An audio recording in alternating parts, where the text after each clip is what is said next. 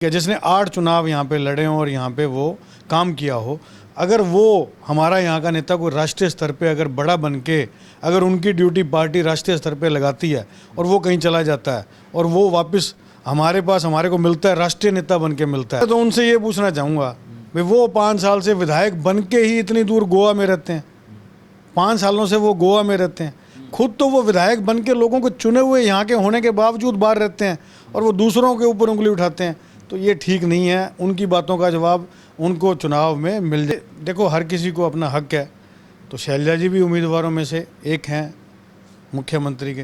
हो सकता है हमारे सिरसा वालों की लॉटरी लग जाए, हम तो दुआ करते हैं, अच्छा है आगे आने वाले टाइम में हमारे सिरसा की चौधर वापस आए। आज कोई नहरें निकलनी थी हमारे इलाके में, वो नहीं निकली। मेडिकल कॉलेज की 3 बारी घोषणा हुई, वो नहीं बना। कोई पार्किंग बननी थी, वो नहीं बनी। मंडियां बाहर जानी थी, वो नहीं हुआ। मुझे एक काम ऐसा गिना दो जो इन्होंने घोषणा की हो और वो यहाँ पे शुरू भी हुआ हो। नमस्कार, मैं हूं प्रमोद और आप देखना शुरू कर चुके हैं दी-सड़कनामा.com। इस वक्त मौजूद हूं सिरसा में और जैसा कि आप सब लोग जानते हैं कि 25 मई को हरियाणा में छठे चरण के दौरान मतदान होने जा रहा है। सिरसा में जो मुकाबला है वो बेहद रोचक है। यहाँ से कांग्रेस प्रत्याशी हैं कुमारी सैलजा और बीजेपी के डॉक्टर अशोक तंवर है। हमारे साथ इस वक्त कांग्रेस के युवा नेता हैं राजन मेहता, हम उनसे चर्चा करते हैं। राजन जी, पहले तो बहुत बहुत स्वागत आपका। धन्यवाद, नमस्कार। क्या कुछ कहना चाहेंगे, चूँकि चुनाव चल रहा है और आप भी कुमारी सैलजा के साथ वार्ड वार्ड में, गांव-गांव में डोर टू डोर है वो कर रहे हैं, कैसे देखते हैं इस चुनाव को? देखिए, जब जनता चुनाव लड़े तो उस चुनाव का लड़ने का भी मज़ा आता है और जनता का साथ देने का भी मज़ा आता है। मैं ये नहीं कहूँगा कि जनता कांग्रेस का साथ दे रही है, मैं ये कहूँगा कांग्रेस जनता के साथ खड़ी है और जनता चुनाव लड़ रही है। ऐसा पहली बारी बहुत लंबे अरसे बाद यहाँ देखने को मिला है। ये चुनाव कांग्रेस वर्सेस भाजपा का ना होके ये जनता वर्सेस भाजपा का है। तो मुकाबला कितना का आप रोचक मानते हैं? देखिए, मुकाबला तो जब बहन जी का जब चुनाव शुरू भी नहीं हुआ था, जब इनको उम्मीदवार बनाया भी नहीं गया था, तब लोगों ने पहले से हवा बनानी शुरू कर दी थी कि हमें शैलजा जैसा मजबूत अगर कैंडिडेट यहाँ पे मिल जाए तो चुनाव एक तरफा है, और वैसा ही हो रहा है जैसा सोचा गया था। हाईकमान ने लोगों की आवाज़ पे जब देखा कि लोग डिमांड कर रहे हैं कि ऐसा मजबूत नेता हमें यहाँ पे चाहिए, क्योंकि हमारा सिरसा जो है वो मजबूत नेता के साथ ही खड़ा होता है।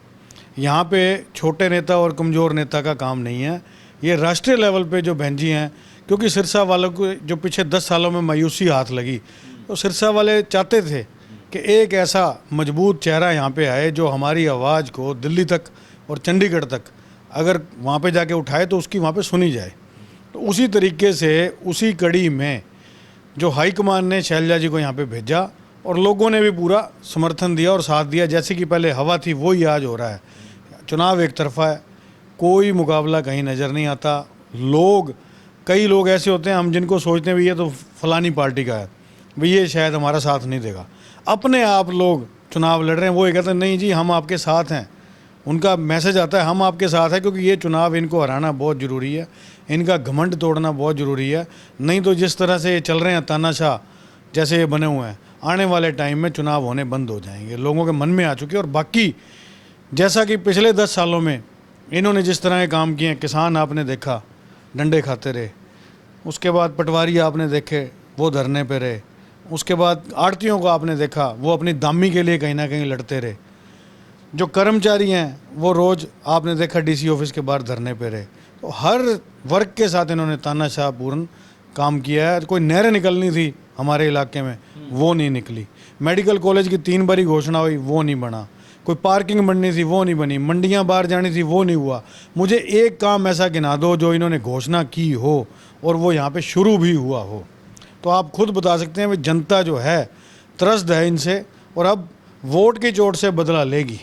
तो सिरसा विधानसभा की हम बात कर लें तो सिरसा विधानसभा में किस तरह का सिनेरियो रहेगा? क्योंकि एक तरफ बीजेपी में गोपाल कांडा है, गोविंद कांडा है, वो प्रयास कर रहे हैं। मैं उनका एक भाषण भी सुन रहा था 2 दिन पहले जोधका गांव में। वो कह रहे थे कि सैलजा है वो 28 साल बाद सैलजा को सिरसा की याद क्यों आई, और सैलजा से ये पूछ लेना कि अगर प्रधानमंत्री कौन बनेगा, अगर वो बता दे तो आप उनको वोट दे देना।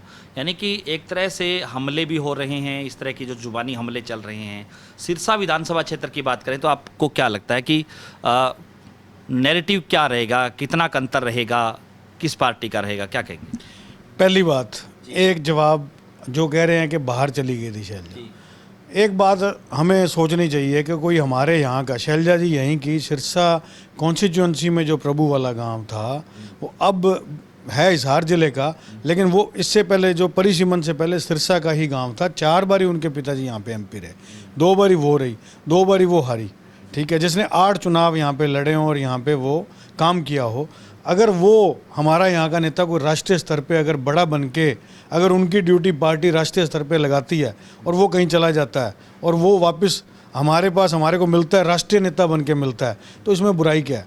और दूसरी बात कांडा साहब की, पहले तो उनसे ये पूछना चाहूँगा भाई वो 5 साल से विधायक बन के ही इतनी दूर गोवा में रहते हैं, 5 सालों से वो गोवा में रहते हैं, खुद तो वो विधायक बन के लोगों को चुने हुए यहाँ के होने के बावजूद बाहर रहते हैं और वो दूसरों के ऊपर उंगली उठाते हैं, तो ये ठीक नहीं है। उनकी बातों का जवाब उनको चुनाव में मिल जाएगा, बखूबी मिल जाएगा, और आगे उनका भी चुनाव आ रहा है उसमें और मिल जाएगा। तो ये जो नारा है कि पहले सिरसा की बारी फिर हरियाणा की तैयारी, ये संकेत हैं कि शैलजा है वो मुख्यमंत्री भी बन सकती हैं?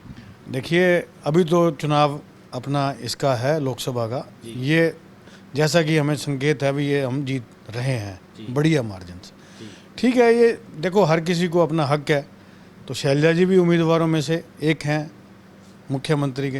हो सकता है हमारे सिरसा वालों की लॉटरी लग जाए, हम तो दुआ करते हैं, अच्छा है आगे आने वाले टाइम में हमारे सिरसा की चौधर वापस आए। तो हर कोई करता है, जो जिसके साथ जुड़ा होता है वो उसके लिए आस भी करता है, और अपने शहर की भलाई के लिए भी हम चाहते हैं भी अच्छा हो जाएगा। अगर तो कैंडिडेट सब हैं, जिसको हाईकमान चाहेगा वो बात की बातें हो जाएगा। आश्वस्त कितने के हैं कुमारी शैलजा की जीत को लेकर के? देखिए जहाँ तक मेरी बात है, मैं 100% आश्वस्त हूँ, और वो क्यों हूँ, वो लोगों की आवाज़ पे जिस तरह का जो माहौल मिल रहा है, जब जाते हैं लोगों का जो हुंकारा मिलता है, उससे आश्वस्त हैं। धन्यवाद। हमारे साथ जुड़े कांग्रेस के युवा नेता राजन मेहता। ज़्यादा से ज़्यादा इस वीडियो को आप शेयर जरूर कर दीजिए और कमेंट सेक्शन में आप अपनी राय जरूर दीजिए कि इस पूरी इंटरव्यू को लेकर के आप क्या सोचते हैं। बहुत बहुत शुक्रिया।